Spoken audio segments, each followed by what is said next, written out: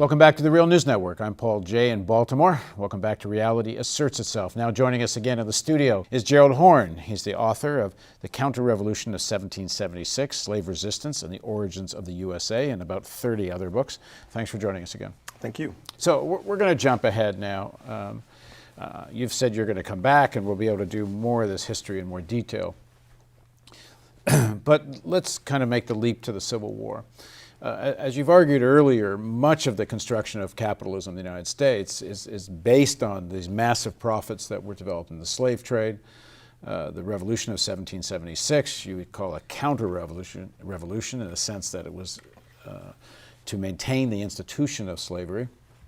But that starts to change as capitalism develops, particularly in the Northeast. Why can't industrial capitalism in the Northeast accommodate slave society in the South? Why couldn't they get along? It's a good question. It requires a complicated answer. One is that after the Haitian Revolution, 1791 to 1804, it gives a jolt of adrenaline to the movement to abolish slavery. It helps to encourage London in particular to start moving away hesitantly and reluctantly from slavery, not least because of Haiti's proximity to their cash cow, that is Jamaica. And like revolutions before and since, the Haitian revolutionaries were interested in spreading their gospel throughout the hemisphere, not least in neighboring Jamaica. So once again, Britain is faced with the prospect of either a helter-skelter retreat from slavery towards abolition, or a measured retreat, which of course takes place 1833, 1834 with abolition throughout the empire. Secondly, U.S. leaders used to argue that Britain, in a sense, was jealous of the United States because the U.S. leaders thought that the U.S. was beginning to exceed Britain because it was more adept at the slave trade. It had a larger land mass. For example, after Britain lost the 13 colonies, it lost a major market for enslaved Africans. The U.S. nationals could then build upon that market to then expand into Cuba, expand into Brazil, etc. And from their point of view, Britain was moving away from slavery not because of morality and the campaigns of William Wilberforce and all the rest, but because it was just being squeezed out of a market, and therefore it then ascended the high ground of moralism and equipped the Royal Navy to stop U.S. ships on the open seas, which leads to further conflict with Washington, with the United States, over the question of slavery. And in a previous book, I made the argument that it's British abolition and the strength of British abolition, for whatever reason, whether motivated by economics or moralism or a combination of the two, that puts enormous pressure on the United States to move away from slavery, because the abolitionist movement, the movement to abolish slavery in the United States, was heavily dependent, both politically and financially, and from a point of view of obtaining simple arguments, they were dependent upon their counterparts in London. And then there's the question of whether or not slavery was becoming a fetter on the productive forces of the United States of America. As you've already noted, even though slavery was profitable, questions were beginning to arise whether or not the United States could become even more profitable without slavery. Not least because slaves oftentimes tended to destroy the instruments that they were working with. And keep in mind that slaves were not just deployed in the fields in Virginia, they were deployed in factories, they were deployed in mines, etc. But if they're destroying the enterprise that they're working in, questions are raised about profitability. And then there's the idea that under slavery, that you're shrinking a market. That is to say, if you have wage workers, and you pay them money, then you can get it back by forcing them onto the market to buy food, to get housing, et cetera. You also can't fire a slave.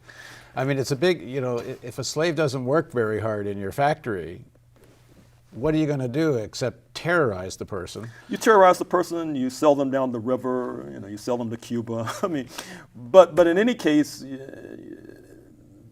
oftentimes that's not very practical. So there are many forces that are pushing the United States towards abolition, but not necessarily pushing the United States towards anti-racism. And I think that's oftentimes confused. That is to say, the U.S. Civil War is oftentimes seen as not only a war against slavery, and even that's questionable. But it wasn't a war against whiteness.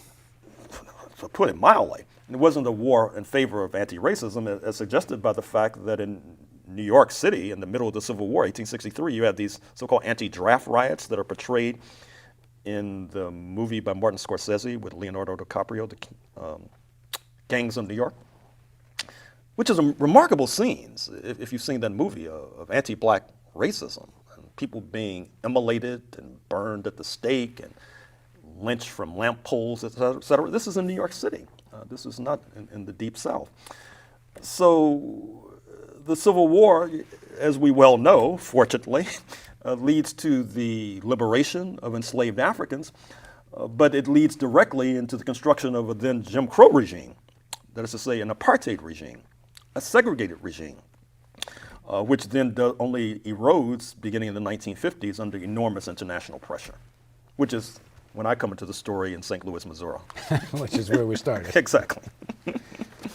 Let's go back to the Civil War period more, though. Mm-hmm. From what I understand, and my understanding is pretty thin about this period, but that part of the issue was that this need for wage labor in the North, that elite was also contending with the very powerful elite in the South, which actually may have even had more power over American national politics than even the Northerners did, even though the Northerners represented the kind of new productive forces that were exploding. Mm-hmm. Mm-hmm. Yes, and it's even more complicated than that in a sense, because as already noted, the slave trade itself was financed from places like New York. I should also mention that Baltimore was an epicenter of the slave trade.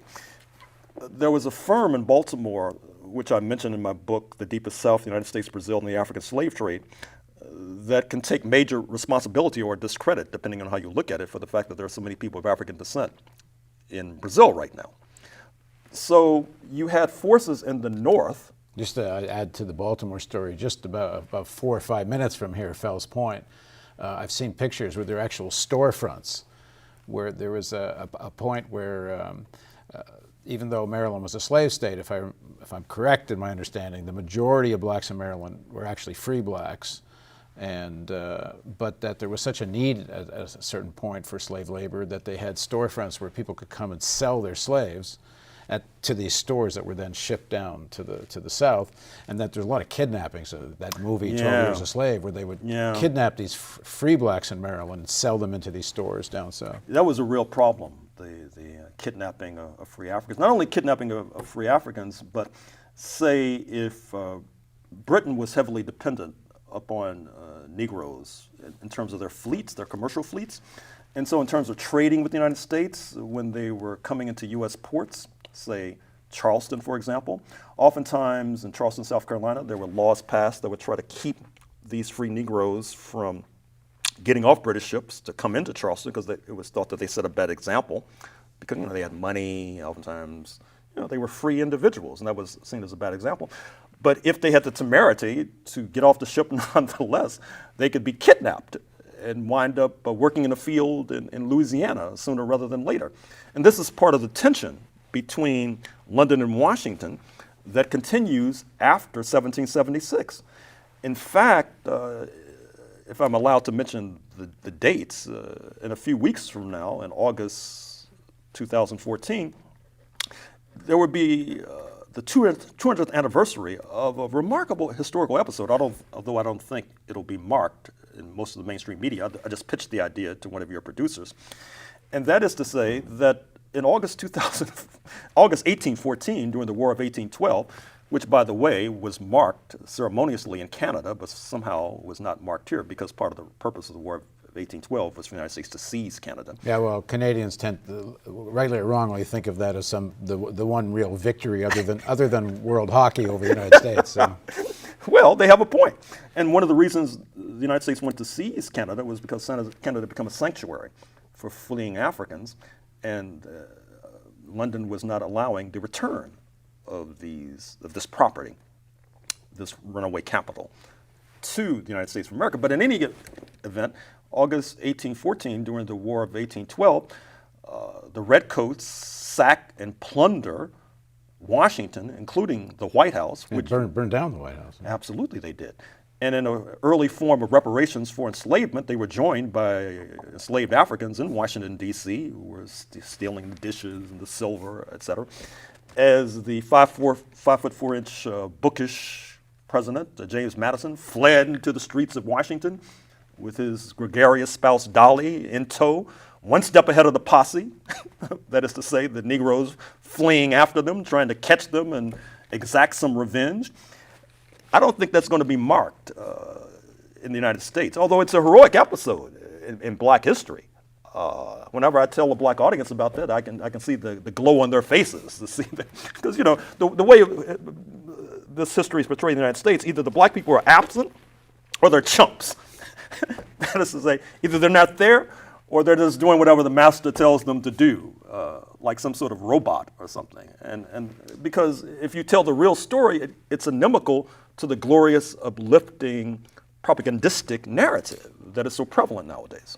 Okay, in the next and final segment of this series of interviews, we're going to talk about, again, today, and how this history weighs on people's minds today, how whiteness was so important in the whole American narrative and how it reflects itself today. So please join us for the concluding episode on this series of Reality Asserts Itself on the Real News Network.